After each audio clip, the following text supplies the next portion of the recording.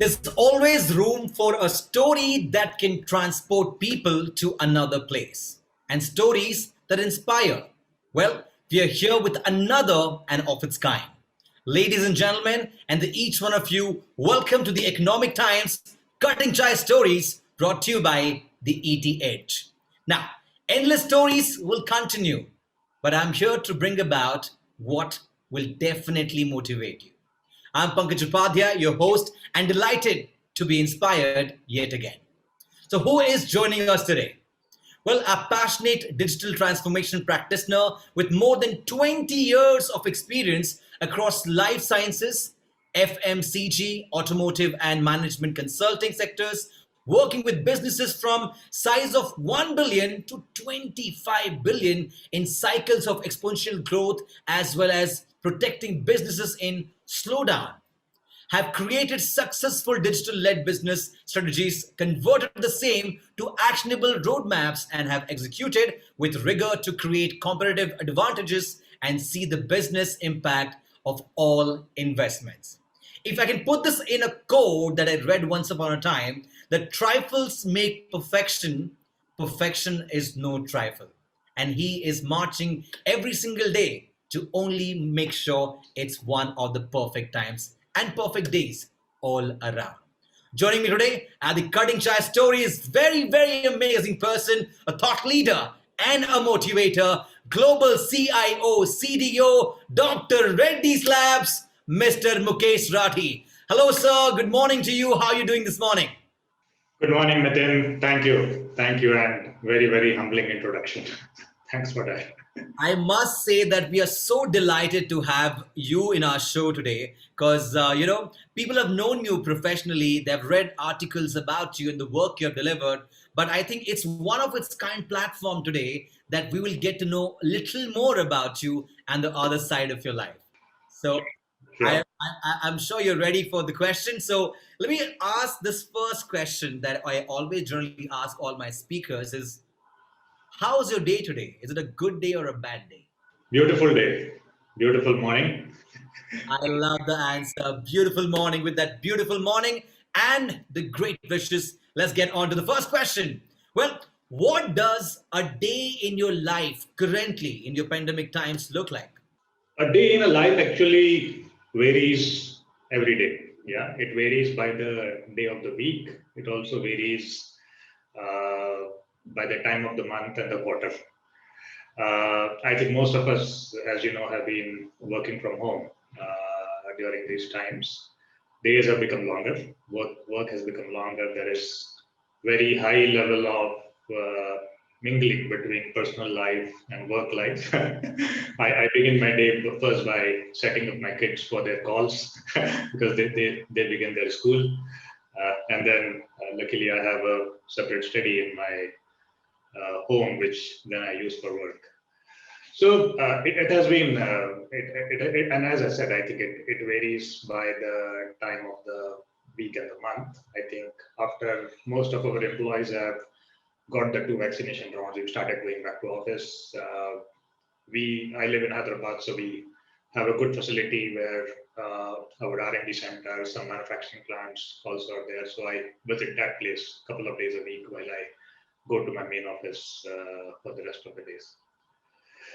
Having said that, I think my conscious effort around, I mean, if your question was largely around how do I spend my time, I was about to kind of tweak that question to you. Yes. yeah, so my conscious effort has been I sort of try to split my time into four buckets, and effort is to sort of almost make it equal, though I have not been very successful, and I'll tell you why. I think first and foremost, of course, is about execution and delivery. You every year you make plans, you create certain promises around what you will deliver. It is very important to keep a razor focus on that. Which happens in the form of various reviews, problem solving, helping teams when they are stuck, etc., etc. The second part of my work is around stakeholders. Because of the nature of work I'm in, I think a major chunk of the work is about evangelizing stakeholders onto the journey, as well as very deeply partnering with them around their business problems and how we create a joint strategy to lead and solve those business problems to achieve the outcomes which we are signing up for. A little bit of that also involves external stakeholders. I mean, in our nature of work, we work with a lot of partners who come and contribute and help us. So that's sort of the second big bucket. I just want to kind of understand this is the plan from Monday to Friday and shuffling between two different destinations altogether. But how about the weekend? How does your weekend look like with family members, with your kids? How does that look like generally? Yeah, it's actually pretty hectic.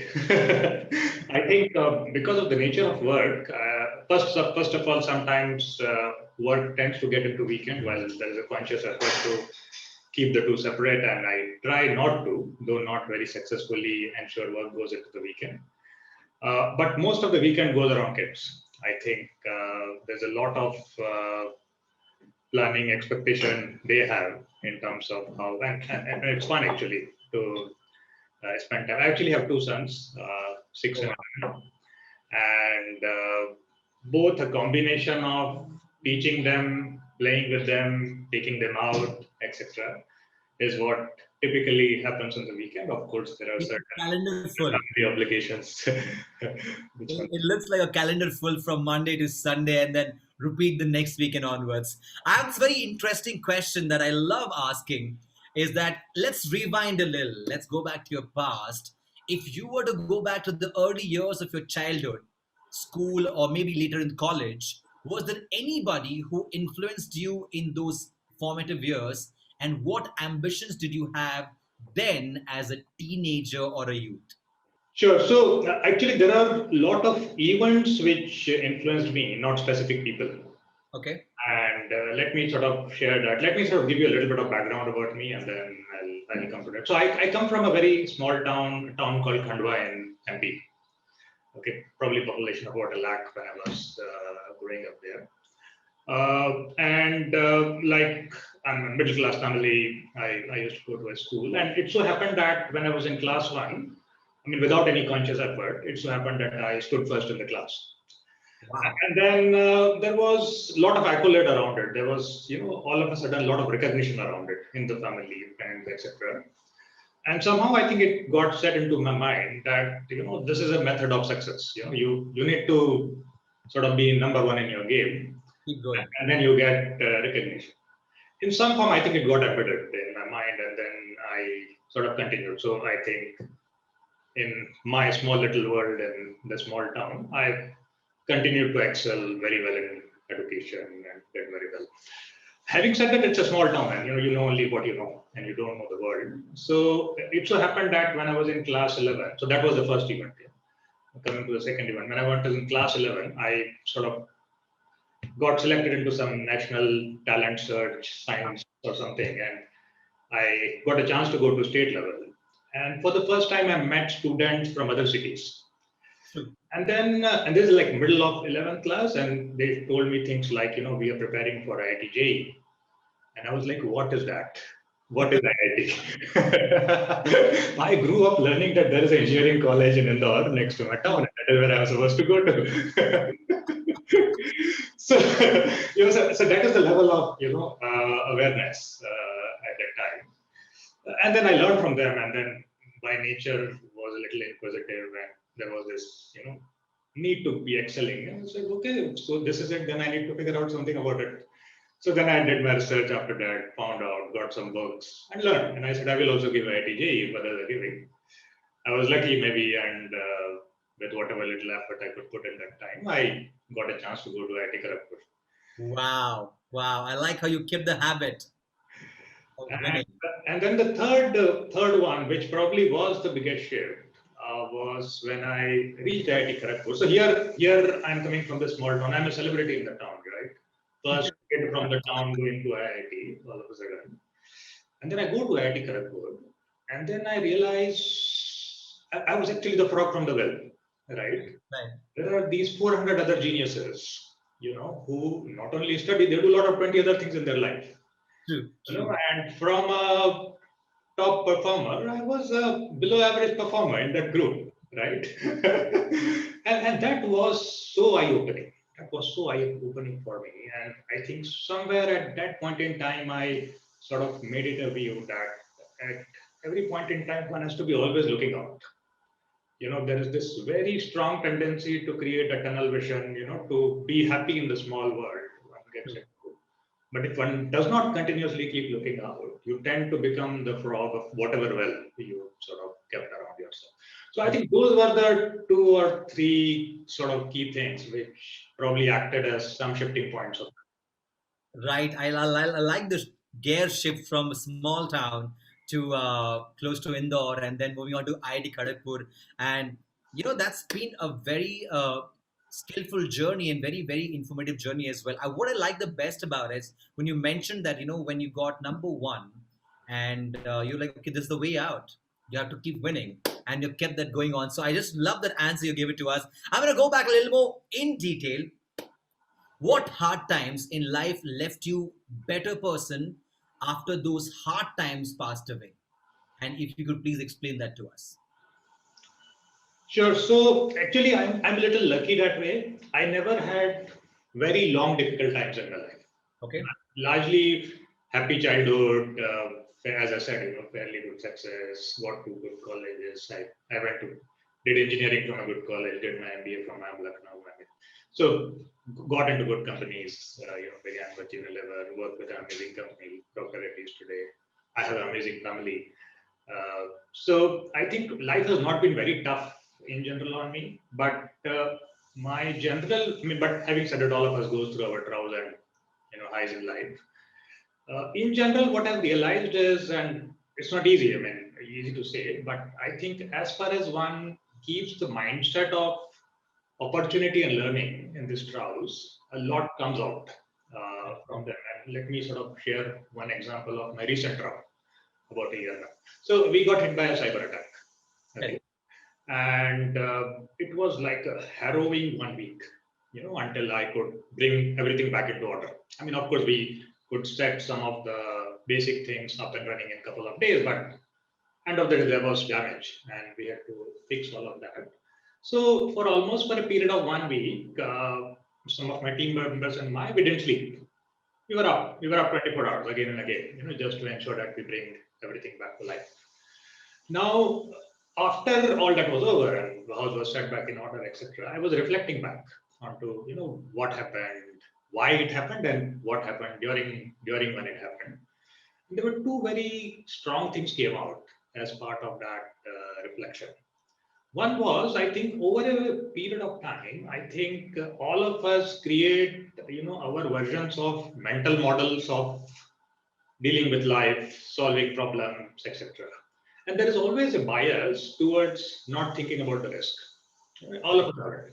So it's not that I didn't have a good, cyber strategy in place. We did everything possible, and as part of that cyber strategy, there was also a response plan that when you get attacked, what you should do. But when the attack happened, I realized we were struggling at every stage of the response. We had to debate, we had to think what to do now, how to go about it, restore, not restore, do a backup, do something else, all of that. And then I was reflecting why it was happening, because all this while our effort wasn't protecting. We create a response plan because we are supposed to. But I never gave it attention because mindset is I will never get attacked. I am protecting. Right. And hence a shift in mindset to say that I will get attacked every year. How will I respond? That is a shift in mental model, which does not come easy. So that was a very, very big learning in terms of how to challenge our, mental models about how you deal with situations, deal with problems, etc. The second big learning was around how my team came together at that time. When there is a goal in front of everybody with a very, very strong purpose, I think the only thing I did with my team during that 1 week was kept begging to them to go and take some rest. Please go sleep for a few hours. But they were not. They were relentless and they were like more purpose driven than me probably at that time, to make sure that we will, no matter what, we will come out of this and come out of this stronger. And that sort of brought into me two things. One is the importance of the team you sort of carry around you, and also the importance of the purpose and the goal, which as a leader one is supposed to keep in front of them all the time. Yeah, so I think, as I said, I think each one of these incidents leave you with many interesting learnings. So, Right. I like that, you put these 2 points. The first one is about having a mindset and then how you're to change that, shift that entire thing, basically to unlearn and then learn much more about that. And the second point of the team, I think you saw the best of your team coming together in that tough time. So I think that's very, very motivating for the viewers who are watching us right now. Let me get into some very interesting imagination right now. If your job gave you a surprise 3-day holiday, all expenses paid, where would you go? oh, I think there's a long list me and my wife have in What terms kind of of places we want to visit. I think one of the ones which is relatively tougher, I don't know, 3 days will be enough, is Kailash Mansarovar, which is wow, wow. on our list for some time. Probably it need 2 weeks, but if it is 3 days, probably I'll choose Maldives. Maldives, it's just one flight away, very close to us. Yeah. Yes, I agree to that. But I like how you chose, the first option was extreme mountains, and then you have chosen the contrast of the beaches in the Maldives because you're 3 days. I have one last question before I get to the next segment is that what big problem do you think technology will solve in coming future? Yeah, I can tell you my guess on this, and I could be also wrong on this. I think the big shift which happened with technology is this whole shared economy True. came around, and the shared economy largely happened into what we call as peer-to-peer or B2C space. My sense is, I think, and I think the pandemic also played a little bit of a role in this. Is my sense is the shared economy will slowly start moving towards organizations. What I mean by that is organizations will start collaborating Among each other. amongst themselves very, very differently than what they have traditionally done. Okay. Typical thinking of an organization is that you have competitive advantage because of certain things you do in house, right? And you want to protect. You Right. want to protect that. You want to protect that strength, right? And then for everything else, you outsource. Okay. What the shared economy taught us is as far as you have strength in a subject and you have spare capacity, it should be made available to anybody who can make good use of it, and vice Absolutely. versa, right? And then technologies like AI, blockchain, which sort of enable this whole problem of trust much better than what it would have probably done in the past. My sense is all of this, with that little bit of shift in mindset, will enable very different type of collaboration economy. Organizations will come together in very, very different fashions. They would almost open up for the world that different parts of the value chain can become and used and collaborated with others. And of course, there is shared value rather than a win-loss type of scenario. There would be some initial, my sense is some companies probably will form some platforms which will enable that, which will sort of help us cross that threshold. And from there on, my sense is it could just boom the way Uber of everything happened after Uber came. So, And I like you mentioned this point of shared economy. I think it's already started. The organizations are already coming together, merging in terms of shared economy. And as you rightly said, coming future, a decade from now, you will see a lot of big organizations coming together for the shared economy. Thank you for giving us this input about you and what you think about the market and technology. Our next segment is a very interesting one. In this, it's more like a rapid fire where I ask you a question and give you two options and you just choose between this or that. Yeah, sure, it's very simple. If I ask you a question, cricket or football, it's like that. Yeah, sure. let's start with the example of question: cricket or football. Cricket, Cricket, Mahendra Singh Dhoni or Virat Kohli. Mahendra Singh Dhoni. I like it. Leader is always loving the leader. You did speak about Mansarovar and then Maldives in contrast. So mountains or beaches. Mountains I want to give you a high five for that any day. With soda, without soda. with soda. Early morning tea or early morning coffee? Early morning tea. Hyderabad or IIT Kharagpur campus? Cutting chair. Hyderabad, Dr. Reddy's Labs campus or IIT Kharagpur campus? Any day with closed eyes, IIT Kharagpur campus. Any day, right? That's like, it's huge. It's just way too big. I remember my days. I was working with an organization then, and I was in recruiting panel, and I could go to IIT Kharagpur recruit people, and I'm like, forget about recruiting. Just let me explore the entire campus. It's and take the bicycle and run everywhere around. Okay, intelligent people or funny people? Funny people. Yes, of course, you're intelligent yourself. You do not need any more intelligence around you. Moonlight or sunlight? Sunlight. Monday to Friday or Saturday, Sunday? Saturday, Sunday. Work from home or work from office? Oh, that's a difficult one. Work from office. Work from office. Yeah, I know we're all missing those days, right? Okay, Shawshank Redemption or The Godfather? Shawshank Redemption. Healthy food or tasty food? Healthy food. Netflix or Amazon Prime? Netflix. Maruti 800 or Ambassador? Maruti 800. Last one. If one song that you like to hum, which song is that? Neele Neele Ambar Pe by Kishore Kumar. That's perfectly right. And look at the connection. You spoke about the song, and you are actually wearing the color blue. So yes, that should go unsaid about it. Thank you so much for answering that segment. I have one last question before I kind of conclude the entire session, and this one is going to be the most interesting question from my per se. That what is your mantra for success each and every day? Sure. So I think I sort of it revolves around three things, I think. Number one is around execution. I think I strongly believe that one has to execute stronger. So rather, one of the books also I'm very influenced by is the book called Execution by Larry Bossidy and Ram Charan. One is to execute continuously, and that in turn ensures that you create a personal brand around you. It creates a thing of trust around you, right? And the nature of work I'm in, it is very, very important because I work with a lot of stakeholders. I work with them, to make them successful. And it is very important that when we come together, they trust that when I'm sort of signing up for something, we will make it happen. So that is number one, and that is like hygiene to be successful. I think second is about investing in talent. Talent and people are very, very important in leadership roles. One is as good as the team one has. Absolutely. One has to hire people who are smarter than you and continuously invest in them, so that they are learning every day and they are driven by a purpose which is shared commonly by everybody, and eventually, learn from each other. You learn from the team and they learn from you.